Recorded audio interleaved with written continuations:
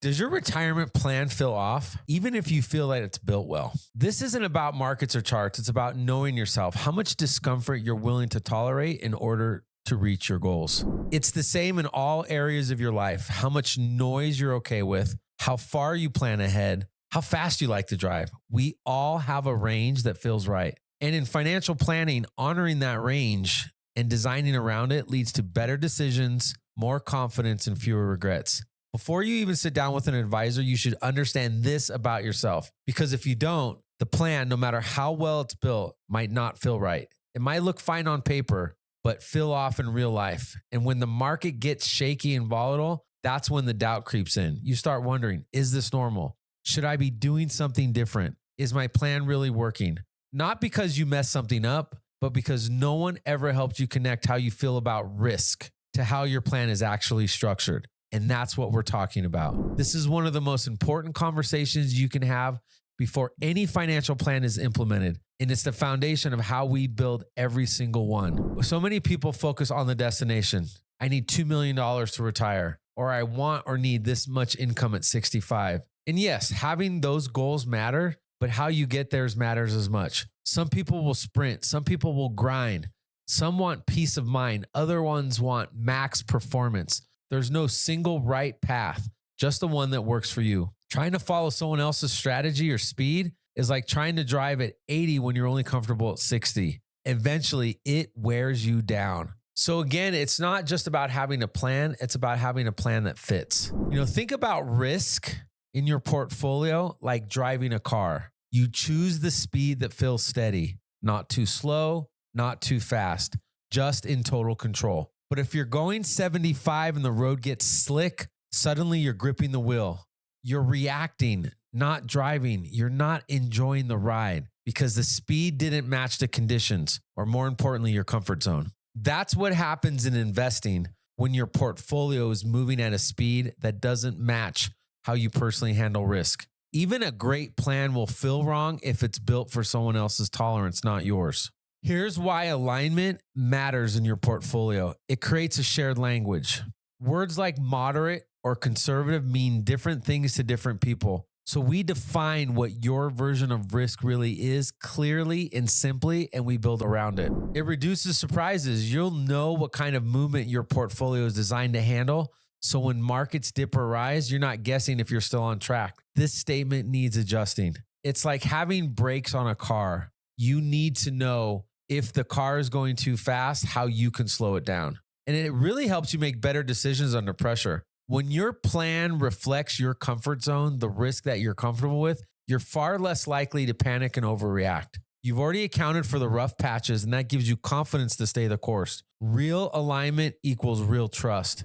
The kind of clarity that changes the whole conversation when you know how much risk can you actually tolerate. Here's how your plan is going to behave under volatile market conditions. And here's why we built this plan this way. It allows you for the potential to stop second guessing. You stop comparing yourself to the headlines, and you start making financial decisions with a lot more peace of mind. That's just not a strategy. That's alignment. If you want to start applying this concept to yourself, the first step is actually pretty simple. You need to take a few minutes to ask yourself the following questions. How much temporary loss can I really tolerate before I want to make a change? What kind of movement in the markets would make you anxious, even if you know it's normal? And being honest about this is powerful because once you know what you can live with, you can start evaluating whether your current setup reflects that or not. That conversation between your comfort and your plan is where real alignment starts. And this isn't something that we add in later. This is the part of how we build a financial plan every single time from the ground up. The old traditional way to evaluate risk would just ask you, are you aggressive? Are you moderate? Or are you conservative? To me, that really doesn't tell me too much. Really, what we want to know is what is your risk score? So we use sophisticated software that analyzes portfolios and stress tests those portfolios under certain market conditions. So what we're going to show you next is how we do this for every single client that we work with. This is Tim and Tammy Sample, a hypothetical client. Essentially, they have about $2 million in a portfolio and their risk score is 67.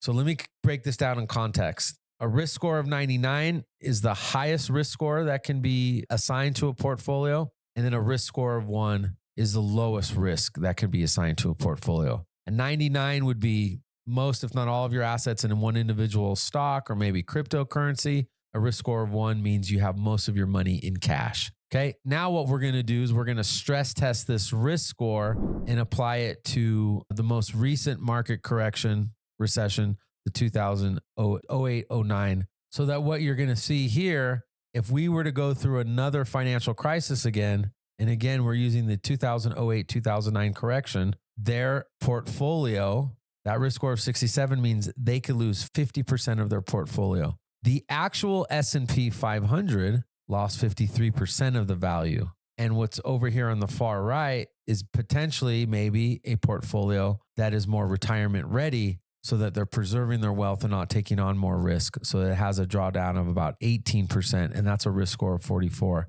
I cannot tell you how many times personally we have sat down with a potential client and asked them what their risk level is, and they say conservative, moderate, or aggressive. Or we ask them this question: how much money are you willing to lose in your portfolio before you hit the panic meter? Most people, again, we work with retirees that are between 50 and 75, will say they don't want to lose more than 20%. If I were to ask you, if you have a $2 million portfolio, would you be willing to lose $1 million? I've never had anyone say yes to that question. But then these are the same people that think their current portfolio is conservative. What you want to know, need to know as you're approaching retirement is not whether you're conservative, moderate, aggressive. The question is, what is your risk score? And if you're watching this and you cannot answer that question clearly, what is your risk score? Then you're probably, like most of the people that we sit down with, you're probably taking on too much risk, and being conservative, moderate, aggressive doesn't mean anything. Click on the link below, schedule a time to talk to our team, and we can run you a no obligation, no cost analysis to show you what your risk score, just to give you some more information on if the risk that you're taking is appropriate for where you're at in your retirement journey. If you're curious about how we help people protect what matters most in their retirement, and you just want to see how our process works for you, give us a call or visit our website at www.bamadvisorygroup.com. You can schedule a 15-minute, no cost, no obligation, no pressure phone call with one of our advisors to get all of your questions answered, to understand your options, and for us to be able to provide you with more information and clarity. And if you're enjoying the show, don't forget to like and subscribe. Thanks again for watching. We'll see you all real soon.